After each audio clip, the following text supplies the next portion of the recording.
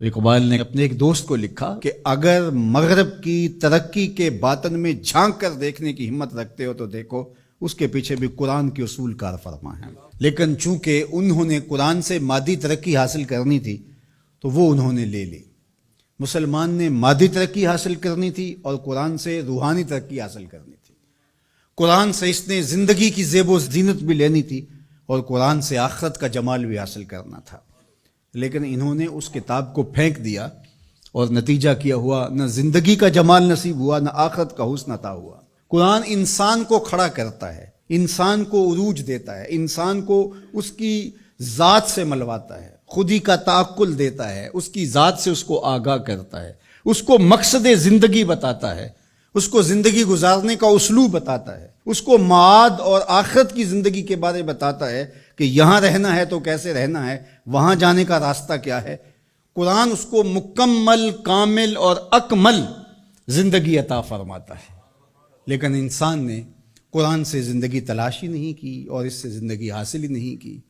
اللہ اکبر، حامل قرآن و بے ذوق طلب، اقبال کا ذرا لہجہ دیکھیے، حامل قرآن و بے ذوق طلب،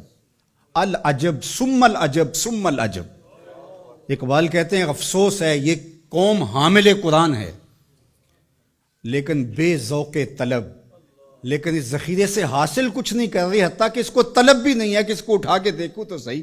یہ جو خزانہ پڑا اس میں میرے لیے کیا ہے۔ کہا عجیب بات ہے، بھوکا بھی ہو، پیاس سے تڑپ بھی رہا ہو اور اس کے پاس میٹھا چشمہ بھی بہ رہا ہو، لیکن وہ ادھر رخ نہ کرے اور گندے نالے پر بیٹھ کر چلو بھر بھر کے پی رہا ہو، تو اب یہ بیمار ہوتا ہے اور ڈاکٹر سے کہتا ہے میں بیمار کیسے ہو گیا۔ اقبال کہتا ہے افسوس یہ ہے، چشمہ شیریں قرآن کی شکل میں موجود ہے لیکن یہ پتہ نہیں زندگی کا جمال کہاں ڈھونڈ رہا ہے، تو یہ اس کا ذوق طلب نہ ہونے کی وجہ سے ہے،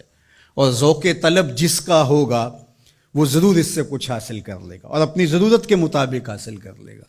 اور اس نے بھی تو اپنی ضرورت کے مطابق جو حاصل کرنا چاہا وہ کر ہی لیا۔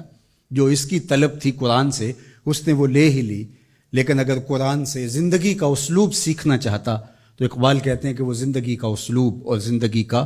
جمال اور زندگی کا حسن انسان کو دیتا ہے۔ قرآن یقین کا نور دیتا ہے، اور ہمارا بہت بڑا مرض ذوف الاعتقادی ہے۔ ذوف الاعتقادی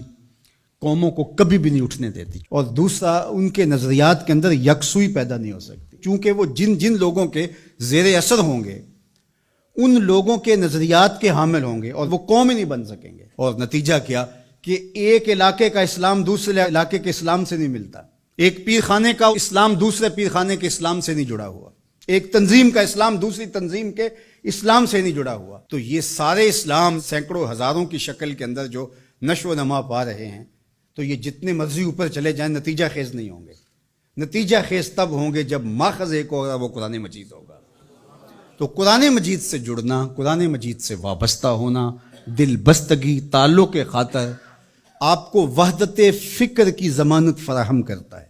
اور وحدت فکر وحدت امت کا ذریعہ بنتا ہے، اور وحدت امت ہی پھر غلبہ امت کی ضمانت بنتا ہے۔ اس لیے اس امت کو قرآن پہ ہی آنا پڑے گا، اس کے علاوہ اس امت کے دردوں کا کوئی مداوع نہیں ہے اور دکھوں کا کوئی چارہ نہیں ہے۔ اللہ اکبر۔ تو فرمایا وَمَنِ ابْتَغَى الْهُدَى مِنْ غَيْرِهِ أَضَلَّهُ، اور جس نے قرآن سے ہٹ کر کسی اور جگہ سے ہدایت تلاش کی، اللہ اسے گمراہ کر کے رکھ دے گا۔ قرآن سے روشنی لے، ان ھذا القرآن یہدی للتی ہی اقوم،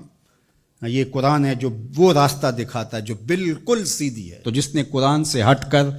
کسی اور جگہ سے راستہ تلاش کیا تو اللہ کے محبوب فرماتے ہیں کہ اللہ اس کو گمراہ کر دیا۔